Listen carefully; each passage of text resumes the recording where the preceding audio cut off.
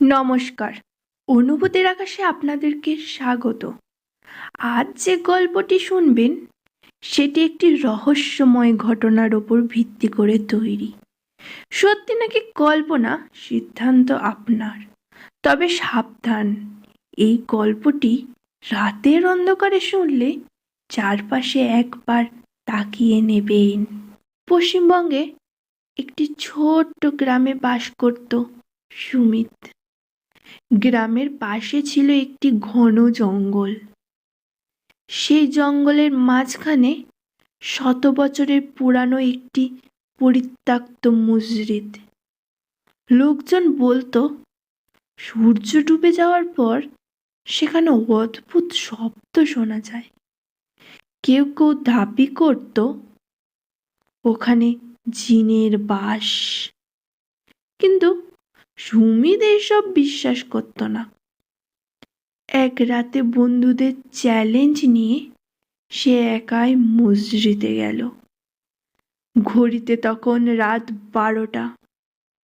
মসজিদের ভাঙা দরজা ঠেলে ভিতরে ঢুকতেই হঠাৎ ঠান্ডা বাতাস বইতে শুরু করলো। চারপাশে নিস্তব্ধতা। হঠাৎ একটা গভীর কণ্ঠস্বর ভেসে এলো, এখানে কেন এসেছ? সুমিত ভয় পেলেও সাহস করে বলল, কে কে তুমি? কোনো উত্তর এলো না। হঠাৎ মেঝেতে থাকা ধুলো নিজে থেকে ঘুরতে ঘুরতে শুরু করে দিল। দেয়ালে ছায়া যেন নড়ছে। সুমিত টর্চ হঠাৎ নিভে গেল। অন্ধকারের মধ্যে দুটো জ্বলন্ত চোখ ধীরে ধীরে তার দিকে এগিয়ে আসতে লাগলো।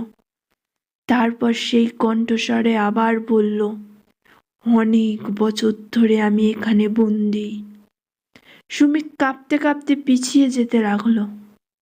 হঠাৎ মসজিদের দরজার নিচ থেকেই বন্ধ হয়ে গেল।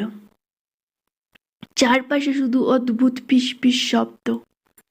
সে দৌড়ে বের হওয়ার চেষ্টা করলো।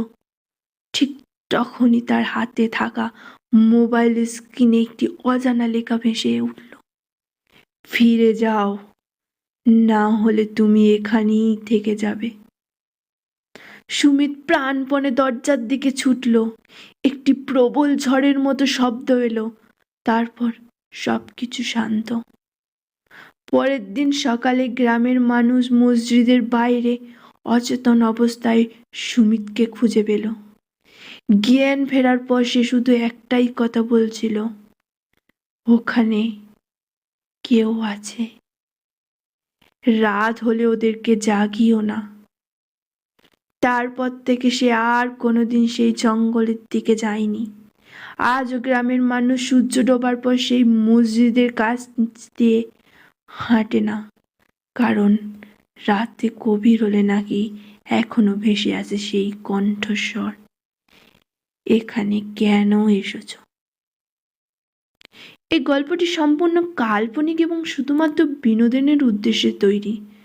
যদি গল্পটি ভালো লেগে থাকে তাহলে এই ভিডিওয় লাইক করুন, চ্যানেলটিকে সাবস্ক্রাইব করুন, কমেন্টে লিখুন পরের গল্পে ভূত নাকি জিন কোনটি শুনতে চান।